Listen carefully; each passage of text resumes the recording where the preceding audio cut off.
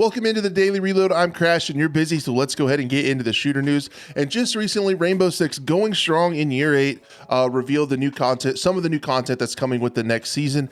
And it is a rework to one of my least favorite maps. So I thought it would be fun to go ahead and just look through the teaser trailer a little bit, the befores and afters, and talk about it just a little bit because I'm not going to lie to you. I might be in the minority, but I do hate this map. I think it's just a giant spawn peaking disaster cube. But anyway, I'm guessing they did some things to rectify that. So let's go ahead and take a look at some of the befores and afters of the new map. You guys can see right away, they did make the walls a lot higher. A lot of the windows on this side were the spawn peaking problems, and they took away windows right here on the top balcony, and looks like they put in a breachable wall. The skylights look a little bit different. So yeah, not too much different, but you can tell spawn peaking was on their mind on trying to get rid of that just a little bit. Here's a before. This is where I always spawn. I always spawn on the worst side too. And then when you come around this corner, you have like 4 windows, balcony, plus a door to look at to worry about getting peeked from. But yeah, they did up those walls, and you know, spawn peeking's annoying. So there you go, unless you're the one spawn peeking. Here is the infamous garage wall that everyone fights over when that bomb site is active. You know they're going to change something with that. In their other reworks, they've kind of moved away from having breachable walls that go right into sites most of the time. So I wouldn't be surprised if they did something like they did similar to House, which they did. It looks like they added some cover to fight through. They left the garage wall open. And it's not really a breachable thing to fight over. The inside spiral stairs, I honestly don't see a ton of changes here in the before and after. It doesn't look like you can climb up where the statue is anymore. They added they changed the pillars. This seems more aesthetic to me. Let me know what you guys think. This seems like more like a lighting change to me, kind of updating the look of the map. I don't think much has changed here tactically or map layout wise on that one. Here's the infamous garage. You know they got to keep the Consulate radio, right? They got to keep the radio playing that weird song over by the pipes in the basement. That thing is so weird. But yeah, you know they're going to change this site.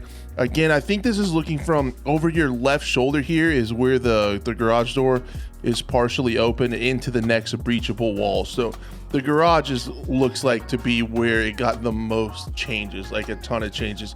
Similar to what they did with the house map.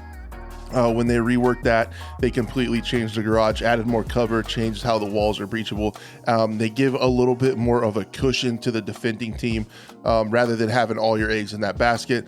You guys can see the long desk here at the top of spiral staircase, and trying to see what they changed here. They changed it from circular to square. That'll be a little bit easier for fighting. And then it looks like behind the long desk, they give you a little bit more cover up here at the top. There is a window at the top of spiral stairs, which is interesting. I don't remember that. Yeah, that's not there before. I'm not sure how that will work if that's an exterior window. And then the other thing that's different is behind the long desk, it looks like they added a door here. So essentially, a lot of times when I play this site, partially reinforce that, put a rotate back there. It looks like they already did that for me. So I appreciate that. Here's another shot at long desk, and it really looks like that. In the low right, you can see the door here, and it looks like this is kind of a solid wall now. And it looks like the desk is a little bit higher, and potentially there's a little bit more room to fight in at the top of the spiral stairs than there was before. Yeah, where they changed that to a square, change this from a circle to a square in the middle of your screen, that adds a lot more area to fight from, to be able to push them that way. The benches and stuff are different, a little bit less clutter, and it also looks like, yeah, looks like it could be soft destruction and a little bit taller. It looks like they made the desk taller and maybe a tiny bit shorter than it was. So they changed the shape of that. And then outside, I think the big thing they're kind of showing off here is these normally were 2 double windows going into the projector room, but now it looks like it's 1 breachable wall that I think people will fight over when going over to that site upstairs. But I think that's it. Coming with Operation Dread Factor. So the other thing that's important here is you guys will be able to see everything going on with it Sunday, May 14th, which is a little bit odd because the finals are going on now for the Copenhagen Major, and usually they do this at the same time as the Major, but they're doing it a little bit different this time, having its own thing on May 14th. So we'll see what else is going to happen. Probably then there'll be a daily reload episode where we'll talk about everything coming in with Rainbow Six. It's one of my favorite games. It's a shooter that's still going pretty strong. I think it's really strong on console.